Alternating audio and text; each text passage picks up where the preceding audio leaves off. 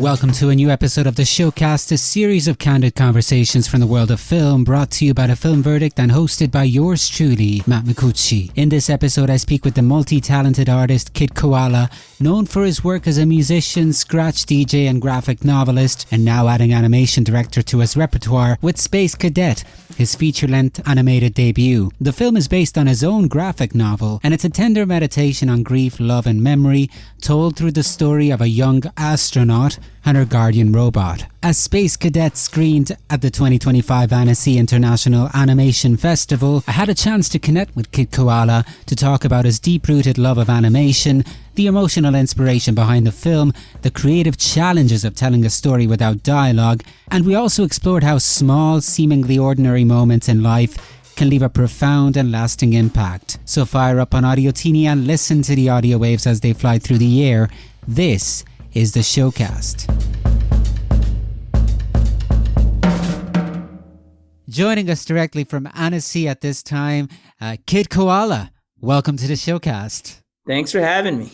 I mean, so happy to have another great artist on this show, on this podcast, a new exciting voice now in contemporary animation, really expanding the known bounds of the art form with a new film called Space Cadet. Let me start here, actually, just to break the ice a little bit. Space Cadet, correct me if I'm wrong, marks your directorial debut officially. Of course, you've been involved in, music and graphic novels, but when did you first become interested in animation to the point where you wanted to actually make your own animation film? I mean, like I said, you do graphic novels, and Space Cadet is based on your graphic novel. But how does that come into the origins of your active interest in animation, let's say? I've been interested in animation since I was a child. I remember taking after-school animation programs in elementary school, and I remember making claymation films in high school, and just for fun mainly. I even applied to go into film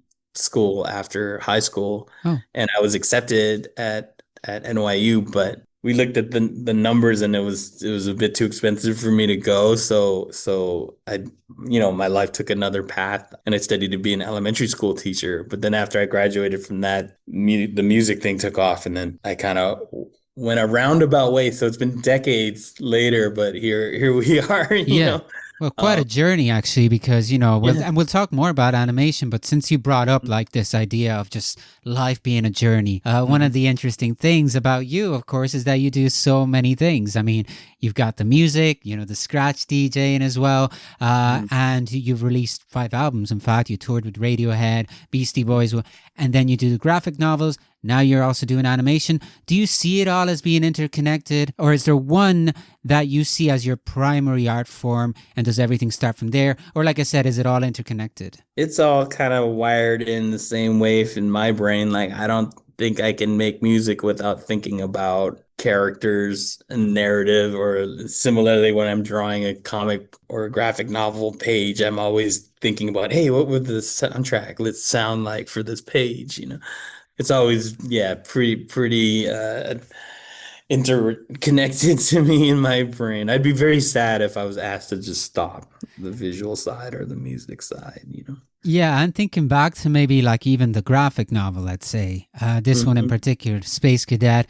Where does that come from? Was there something that inspired you in particular? Yeah, at the time of writing that book, my grandmother had recently passed. My wife and I were also expecting our first child. So it was a very kind of pivotal, critical paradigm going into the past, trying to, celebrate and remember my times with my grandma. And she loved to watch Charlie Chaplin films. So that was like our shared thing.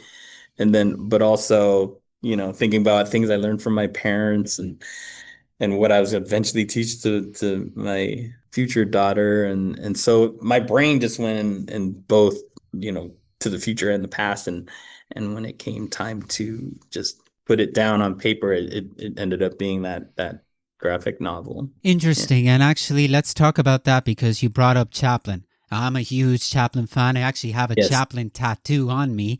No way. Yeah, nice. It's right here. I don't know if you can Oh, see. yeah, I see that. Yeah. Chaplin is my hero, one of my heroes, and certainly Of course, one of the things that I appreciated about this film is the wordless storytelling. Can we say it? Let's put it that Yeah. way. Of course, yeah, like you said, I'm a big fan of Chaplin, and I did read that Chaplin was an inspiration or an influence to you, hmm especially with that film. So, what's the trick in telling a story in a film with essentially no words, from your perspective of working on Space Cadet? For me, it's just trying to find the balance in the heart of each scene. If it's a poignant, emotional scene, giving it the space to breathe and resonate. And then if it's a, you know, quirky, fast, up-tempo comedic moment or a suspenseful moment that you work towards that. The music for me obviously has a lot to do with it. So even at the beginning of the process, I'd tempt in like a lot of music that I'd either play in piano or I'd set up a beat, and this and that, just to kind of have a good sonic skeleton for the animators to work off of. But then once that's there, there's still all this room in the process for all these layers of artistry that each department can add to make each scene even more powerful. So Yeah, I had a feeling that the sound design and the music, of course, is very, very important. Let's focus on the yeah, the music score, actually, which I find very sure. interesting. So, did you, from what you said, it was very important in the production of the film. Was it a starting point, like when you just conceived of everything of the project? Did you kind of begin with, a piece of music in mind, a specific piece of music in mind, and then worked your way from there? Well, the original graphic novel actually included a CD soundtrack. We called it a still picture score, haha, because Oh, it wasn't a movie yet. But I guess it kind of read like a screenplay to a silent film that was never made, and then there was a companion CD. A lot of those tracks on there I'd recorded on piano and turntable. They were kind of lullabies for my then just born daughter. Because it took me years to even finish that book. yeah. But Jeanette Petit at Outsiders Film, she got a copy of the book, had seen our concert promoting that book launch and music from it. And 2 weeks later, and this was in 2011, reached out to me and asked if she could option the book to turn into a film. And so, yeah, I think for me, music has always been like kind of a template for it in terms of tone. But obviously, when the screenplay was expanded to fit a feature length film, I had to write more music to Yeah. fill it in and actually bring in some of my favorite singers to join me on a few of the numbers too. So you mentioned the screenplay, and you mentioned like kind of having to fit a story in a feature film format. So what's the process there? I mean, you worked with somebody, right? This was a Yeah. collaboration in terms of coming up Yes, with a story. Mylène Cholet was brought in to expand the universe into a 70-minute feature. She did such a wonderful job. Like her first version of the script, I remember reading it and I was crying. And then I sent it to my wife and she was reading it and she said she was crying. Like I think we both said we got to make this movie. So And of course the beauty of so much emotion being in this film, and then a robot is the Mhm. protagonist. Now, tell me about that. I mean, what does that represent? I mean, let's think about it philosophically. Nowadays, there's so much anxiety about such rapid development of technology. There's always been anxiety. If we think back to Modern Times by Chaplin, there's Mhm. always been anxiety about development of That's the technology. exact film. That's Modern Times is the exact film What a that great that film. yeah, that just splintered my brain as a 6-year-old and hearing my grandmother laugh like so hysterically to that film and it was contagious. But regarding robots, I don't know. I mean, I think as a character, it's a parental or a guardian. We call him a guardian bot. The themes in the film, it deals with Celeste, who Guardian Bot raises from when she's a little child to become a space explorer. It deals with, her life and her point of view in terms of looking to the future and looking to new adventures, but it also deals with, robot aging and moving towards obsolescence and empty nest and this and that and dealing with all of that. So, yeah, as a character, I think it just fits into the themes of the story, which is, cycles of generations and connectivity. Yeah, the emotional kind of development of the movie, but also the emotions felt by the robot, Yes. represented through kind of technological wear. On top of that, of course, it does come from a very personal place. So, I mean, dare I say, how much of it in that character is you? Do you see yourself as a robot, or Well, okay. just because of Acting, everything you told me kind of going through when you had yeah, initially well, like, yeah, I think the robot represents the guardian figure in my life, whether it's my father, my mother, or my grandmother. And some of the moments, those subtle interactions that were quite, paradigm shifting for me as a child, like when my mother taught me how to fold like this perfect tetrahedron out of a slip of paper, Nice. or my father taught me how to draw a boat, but a very technical style, like frigate from the Navy or something. And it was those moments where I was so young that I didn't realize, like, I've seen drawings and I've seen good drawings, but I didn't know my dad could do a good drawing. Wait, are you saying I could learn how to do a good drawing? So even within a 1 minute interaction, my father doesn't remember this moment, but for me, I've asked him actually. I was like, "Do you remember you drew me that boat in that restaurant?" And he's like, "No." But at the same time, I was like, that moment changed my life, literally. That 1 minute watching you draw that boat showed me that it was possible that I could learn, or somebody I knew could learn how to do this. And it just, the adventure began from there. So I would say, as far as inspiration, it's more from my parents and my grandparents. But as far as acting, I say some of the more physical ways he moves and stuff. I did do some of the kind of acting references on for the animators. And so sometimes my daughters will watch a scene and they'll say that, yeah, he's walking like you do, Dad. Yeah, yeah, yeah. But this is why I love to kind of have these conversations with filmmakers or with artists in general. You said something that's so wonderful and that really resonates with me. The small moments in life that can change us. Yes. And just as a side note, watching your film actually brings that to my mind. I think that that's a big part of my own cinephilia. Everybody has their own definition of cinephilia, but I watch copious amount of movies, not necessarily for the stories, but that I'm always looking for small moments in them, small details that will resonate profoundly with me and even change my life. Now, in your film, as you were saying that, I could see some of those details. So I wondered whether that was part of the way you worked on this movie, rather than thinking about just the story, just like beginning, middle, and an end. Did you go out of your way to put in those small moments that maybe they're not necessarily there to be obvious, but they're Yeah. there to be kind of explored in a more Experience. insightful and intense way, experienced? Yeah. Yeah, try to bring people into that moment if we can. I don't know, like I watch movies for a number of reasons. Yeah, sometimes you just have a stressful day and you just want to escape and you Sure. get into some real like escapist type of film.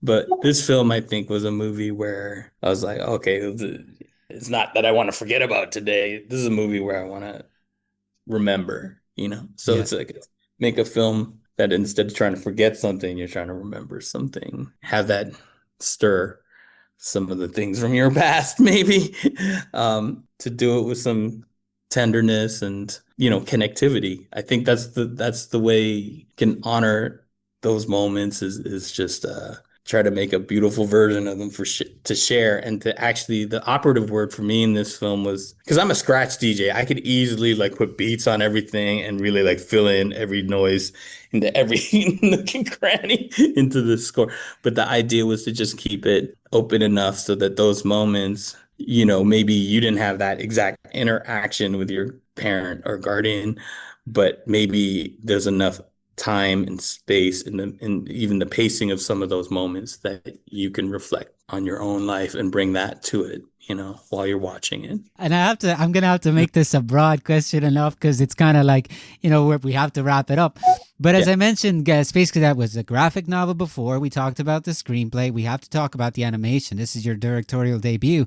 So what are the obvious differences between the two mediums, beyond the obvious ones? But in terms of the style, because obviously Space Cadet, the movie, has a very tactile 3D look to it that, Yes. in the graphic novel, obviously you can't replicate. But yeah, can you tell me more about kind of connecting with that style and also working within that style? Yeah, I mean, well, I was introduced to this thing called the animation pipeline, which is news to me Yeah. because obviously when I'm drawing panels in a comic book, it's almost kind of done simultaneously. I'm making those decisions like camera angles, lighting, key poses, all that stuff is just in the drawing simultaneously.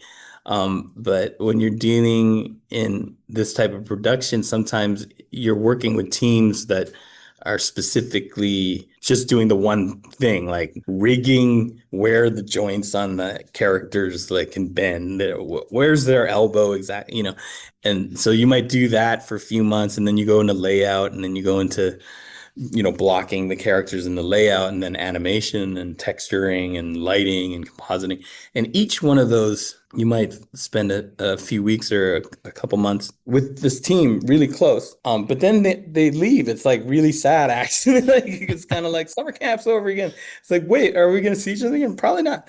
And then moves, kind of down their pipeline, production pipeline. And what was complicated for me was I realized that, oh, certain things like that were done with earlier departments, you can't adjust later, right? Because now you're dealing with people that texture stuff and they don't know how to like make the elbow bend or like higher in the arm or something.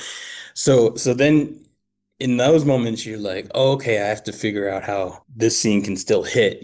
But then there's always room to be like, well, how can we still make this like a funny moment or a poignant moment?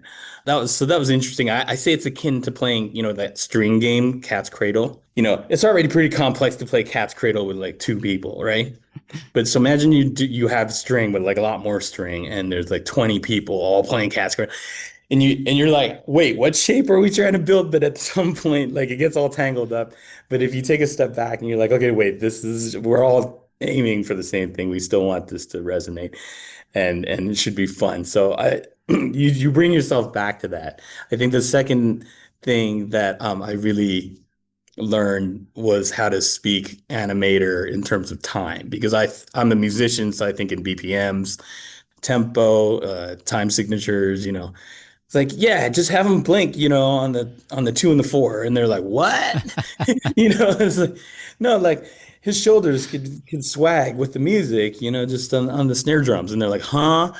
And so I had to learn how to speak in frames. Essentially, it's like, okay, every 6 frames, like right shoulder should just kind of like hit a little swing there, or whatever. Hold for 4 frames here, and then move. So I learned a new way of thinking about time, but that was at first foreign, but now actually quite normal. Now I kind of use it as a joke in my daily life. Well, that's amazing. What a great conversation. I feel like we've only scratched the surface. See what I did there? I Yes. don't know if you noticed, but it was great. I'll let you get back to the hustle and bustle of Annecy, but it's been so great to connect. Thanks You very much for too. joining us. Thank you. Thank you for joining me on a new episode of the Showcast. For more candid conversations from the world of film, audio reviews and editorials, check out TFE Network wherever you get your podcasts or visit us anytime at filmverdictnetwork.com. Till the next time from the Film Verdict, this is Matt Micucci signing off. See you soon.